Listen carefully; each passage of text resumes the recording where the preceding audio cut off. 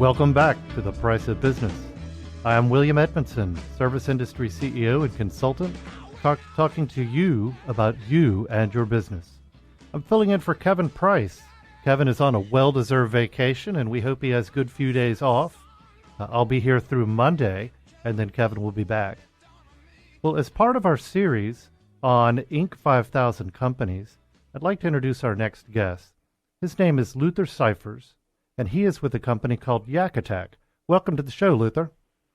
Thanks for having me on. Oh, our pleasure. Well, tell us a little bit about your company, and why don't we start with your elevator speech?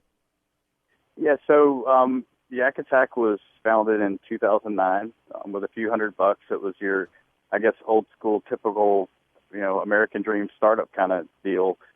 Started kind of as a hobby, and then just kind of grew from there. We've grown the company for 7 years organically. Have avoided, investors. Have avoided any kind of cash injections. Just kind of paid as we went, and good for built you. a great business.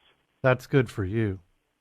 Well, it's interesting. I was reading some information about the company preparing for the show, and this is such a great story. It's one of those cases of, a couple of guys following their hobby and turning it into a business. Tell us a little bit about that.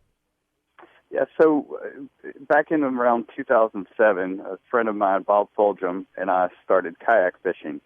And at the time, it was just, I guess, starting to catch on, kind of somewhat mainstream, but hadn't really hit the full throttle yet. And we got involved with it, making some stuff for ourselves that people liked, and ended up really, to as much as anything, to support the fishing habit. Thought we would make a little money and build a few of them to sell on the side. And between being kayak fishermen and knowing what people were looking for and being at the right place at the right time, and then trying to run a business that puts customers first, things have just kind of snowballed from there. That's really cool. Tell us a little bit about the visipole. That's a really interesting thing. Yeah, so when you're out there on a kayak, these kayaks sit very low in the water. So in a lot of times, if you're where the fish are, odds are there's boats and things around too. A lot of times, boats and jet skis and things. Sure. So visibility can become a real issue, either at night or even fishing during the day. So, some people would use flags, some people would use lights. We kind of combined the two into a product that you could stow in the kayak and deploy whenever you felt like you needed to. Mm-hmm. And that was kind of our, the product that really got it all started. That's cool. That's, really starting a business by solving a problem. That's neat. Well, tell us. Yeah, and I think that's probably how we would describe ourselves more than anything is problem solvers. We're always looking for the next problem to solve. Yeah, and if you've got the problem, chances are so many of the other people who enjoy fishing from a kayak are having the same problem. Yeah, you hear a lot of business leaders. There's almost another, I don't know how to say it, almost another class of, thinking and this kind of stuff. I would say I'm probably in the opposite category, being the everyman, and just kind of thinking like a consumer and appreciating the same things that a consumer appreciates. I think has helped us a lot. Both in terms of what kind of products and how people like to be treated. Sure, that's exactly right. Well, tell me, you guys being an Inc. 5000 company, why don't you tell everybody about how long you guys have been one and what that's meant for the company? So one of the criteria for Inc. is that you do $2 million in revenue. So 2014 was the first year that we crossed that threshold. So it was the first year that we were eligible to be listed. And, we found out about the Inc. 5000 a few years ago, but like I said, we weren't eligible. So that was our first year on it. We'll be on it again this year. And, hopefully for the foreseeable future, we're still experiencing rapid growth. And I would say some of the technology that we've developed in-house for manufacturing, we're very big on Made in the USA. Mm-hmm. So we've taken an innovative approach to things like building tooling and how we approach manufacturing. So we're trying to replace low-cost manufacturing by outsource with low-cost manufacturing by innovation. And I think that's going to drive another level of growth and potentially another level of company that serves other markets. Sure. Now, we've got about 3 minutes left, so I want to get a few more things in. But first, give us your website so people can go take a look at what you guys are doing. Sure. Yeah, we have a whole plethora of kayak and marine accessories at www.yakattack.us. Great. That's I've been looking at the site. Good stuff on there. Now, tell me, you guys really started out with the same tools that I might have in my garage or somebody else might have in their garage, and then you evolved. Tell us briefly about that.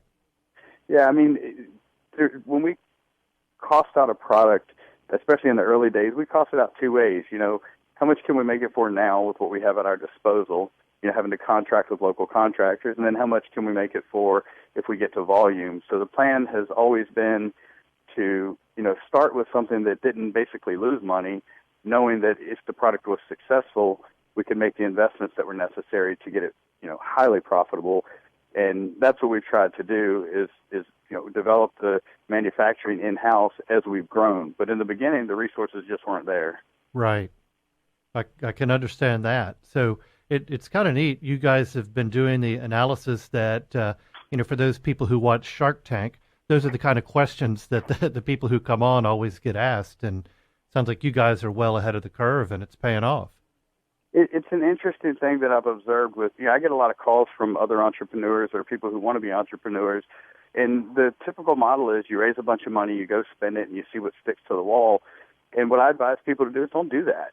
Right. You don't have to do that. If you're willing to work really hard, and if you're willing to take an approach, don't start in the beginning what's going to maximize profitability. Start in the beginning something that you can do a test market, that you can know it's going to succeed. And then after that, then your investments are being spent wisely. I'm here in Las Vegas now at the SHOT Show convention with another company that I've co-founded with a longtime friend and colleague, and his favorite phrase is don't bet the farm on it. Yeah, so that's what we try to do. We try to do it in a way that's responsible, but we don't bet the farm on it. Well, and that's true, and then you're not giving up equity along the way. Equity, and I'll tell you, I would lose sleep worrying about someone else's money. We do things very unconventionally, and I think a lot of investors or a lot of people who quote unquote know business, they wouldn't approve of the kind of decisions we make. I mean, we put the customer first even when it's not profitable. We make it in the USA even when it's not profitable. And we've developed this deep appreciation for doing the right thing and let the chips fall where they may. And the amount of success it's created is just, for me, it's unbelievable, but at the same time, it defies convention. So, sometimes you have to follow your principles, and I think following my principles and dealing with someone else's money just don't go hand in hand. Well, it sounds like you guys have done a wonderful job, and we'd like to thank you. Ladies and gentlemen, you've been listening to Luther Cifers with Yak Attack. Again, their website is yakattack.us, and they are an Inc. 5000 company. Congratulations on that, and thanks for being on the show.